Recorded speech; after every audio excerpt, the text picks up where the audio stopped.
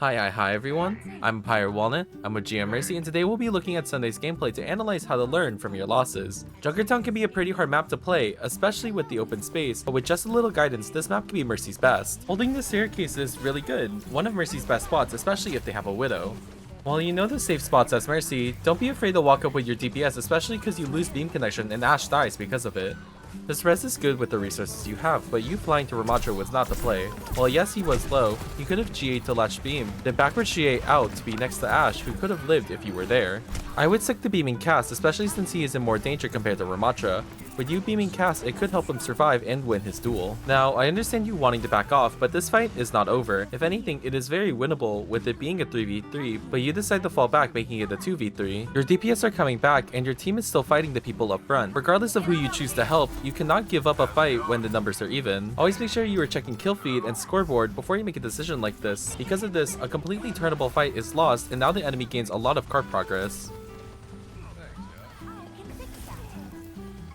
Ashe is licking Penny, so you should be with Cass since he is peeking the enemy. A lot of Mercy is making sure you are providing value, and that stems from who you beam.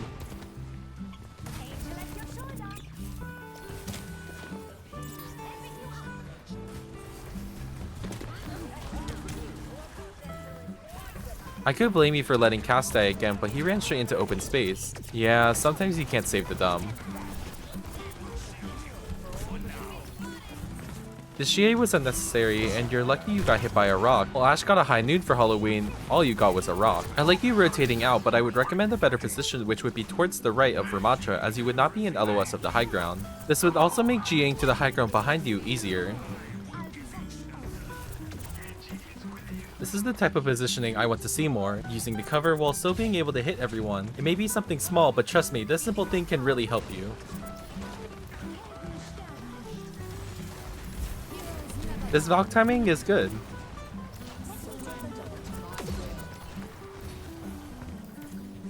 But unfortunately Genji gets 2-tapped. You could have risked by slingshotting around the corner, but I understand you not doing it as it is the safer option. This fight isn't your fault, especially with how far your Moira is to Ram, and it isn't your job to help him.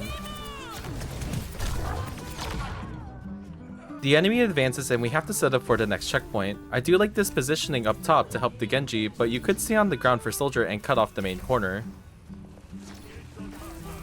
I would be mindful of spamming GA like this. I know it's fun, and as someone who may have ADHD, I do this sometimes, but with comps that feature dive heroes, it can become a big issue that can get you killed instantly.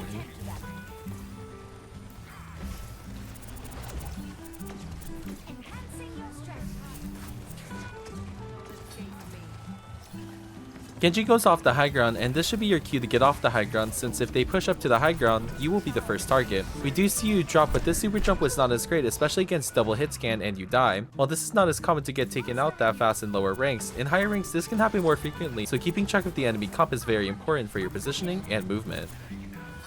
I would try to peek Genji then GA rather than slingshotting off a Soldier to keep cooldown short.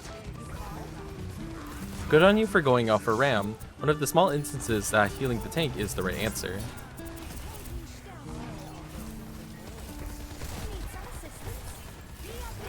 Unfortunately, we lose Ram because he pushes up too far and we have to run. We go with Genji and he goes to Blade. I would have Valked in order to stay with Genji because he gets stuck without GA and the Ahri aimlabs you to death, and with Valk you would be able to keep Genji up through Blade as well as stay alive. You should GA the Soldier then Valk so you can get 2 GAs and get out of spawn quicker. I like your use of cover to avoid the enemy Soldier, which does zone you away from our Soldier. You fly and try to help your ulting Soldier, but with Valk running out, I would not fly out like this because flying there without Valk puts unnecessary risk on yourself because you have to take a bad position. And because of this, you have to fly out and get stuck in this corner, which leads to you getting taken out very quickly. As we end our defense, I would focus on being more observant on what is happening, specifically with your team. Some decisions felt rushed, and because of it, you put yourself in positions you can't recover from. Gonna make this quick, but viewer VOD reviews are open through the forum in the description, so if you want to be a part of the next viewer VOD review, make sure to fill out the form and maybe subscribe if you haven't. Going into this attack, you have a ball, which means one thing, you won't be healing him as much since he'll be bouncing like that piped up kid in a bounce house, so this will be your opportunity to focus strictly on the DPS. Obviously heal him if you have the time to spare, but once again, Mercy is a support for DPS, and if you aren't helping the DPS enough as Mercy, you should swap. The main person you should follow is Genji, but do not underestimate Sim if her beam is charged up. I would play behind Genji and the rest of your team. Personally for me, I would rather use the staircase here than this high ground because you cut off a lot of people.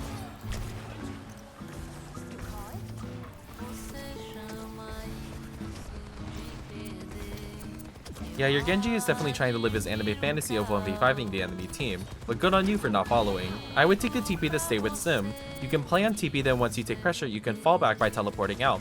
This is a minor thing, but staying relevant in fights on Mercy is very important because of the lack of playmaking she has without her teammates. Instead of looking in front, I would turn around so you can fly to anyone that is respawning, and you are very lucky you aren't dead.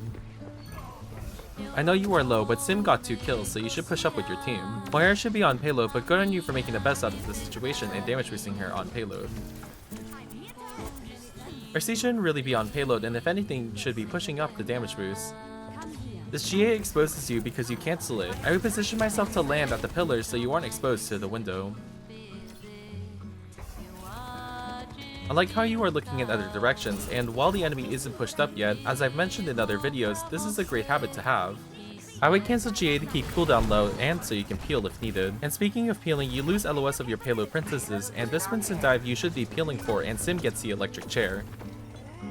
You just saw Winston jump and he just swapped, so you should immediately res instead of waiting.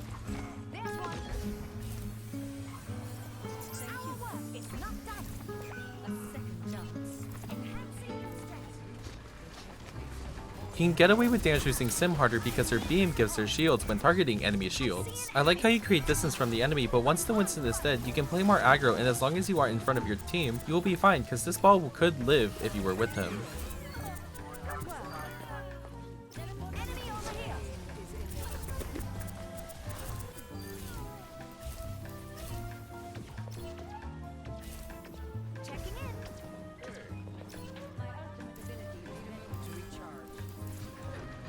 Coming into this fight, we are looking to ult, and I do love you pinging your ult.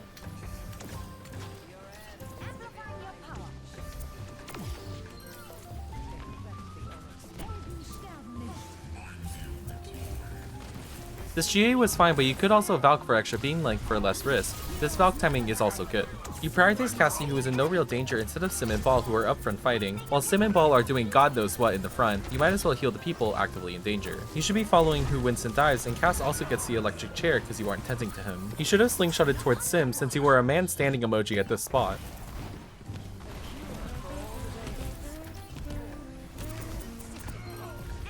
Your team is up in numbers, and with Cass dead, don't be afraid to fly into damage boost. While yes, you stay alive, you aren't doing as much as you could.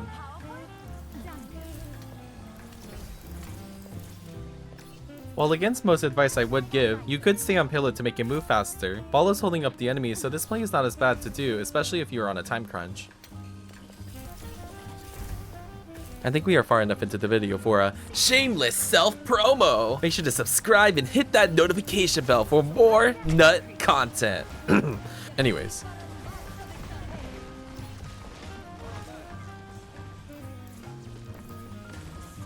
If someone is only being attacked by Winston and is healthy, feel free to damage boost, especially with Moira down below, cause Sim can path down if she really needs help. Once the Winston is dead, you should go straight to Cass, cause Sim almost walks the runway and smacks him.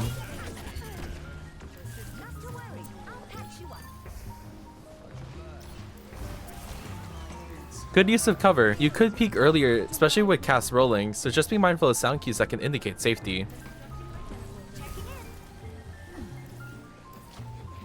Unfortunately, your team leaves payload, so you stay on it. To be honest, be selfish and go with your Cass, because it's almost never your job to be a payload princess. And as stated before, you need to be actively helping your DPS win their duels. Yeah, Moira's definitely doing something by staying up front. Good that you backed off. Nitpicky, but this GA was not needed, just a simple S key would suffice.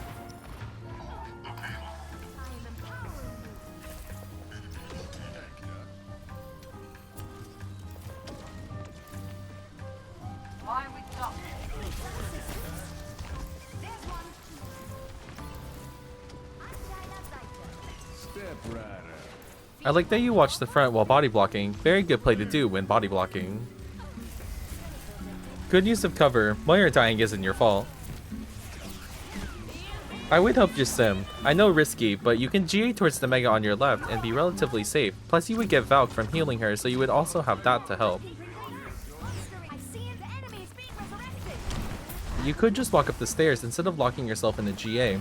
A lot of positioning and movement, in my opinion, is trying not to overcomplicate things when you don't need to. I know Mercy Parkour teaches you these elaborate paths and movement techs, but sometimes simple is the best. Moira could have lived if you went to her earlier, but to be quite real, she is a bit dumb for fading towards the enemy. I would climb on the crates in front of you or just walk up the stairs on the left instead of waiting. Another nitpick, but knowing the terrain and how you can use it can help you when it's a more dire situation. Make sure you are beaming Ashe since D.Va is throwing kernels at them at this range, plus she wouldn't be close to dying if you were on her at the start.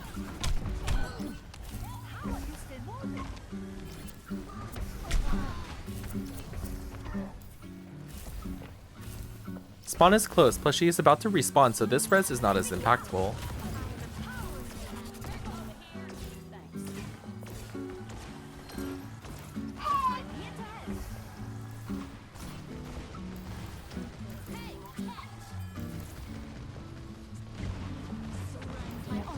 I would be damage boosting anyone but D.Va here. D.Va's not in range for her damage to mean anything, and anyone else would be a better target at this moment. If you were going to damage boost D.Va, it would be when she engages as we see here.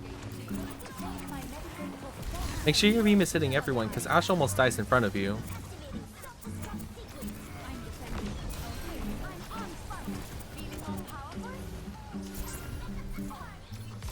You hear footsteps behind you, and I would panic, especially with a Cassidy on the enemy team. There is only one reason why he would be behind. Yeah, the only reason why you're alive was because the Cass shot your TPS first and D.Va ate the rest. While things happen, this should be pinged as soon as possible.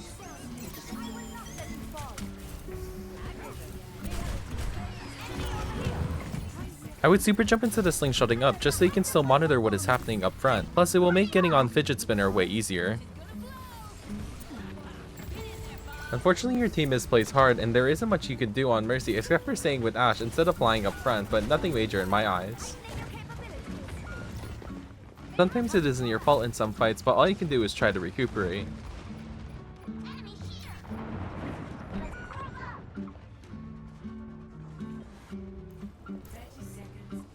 I love your Moira's pre-spray on the full health people, a very creative strategy.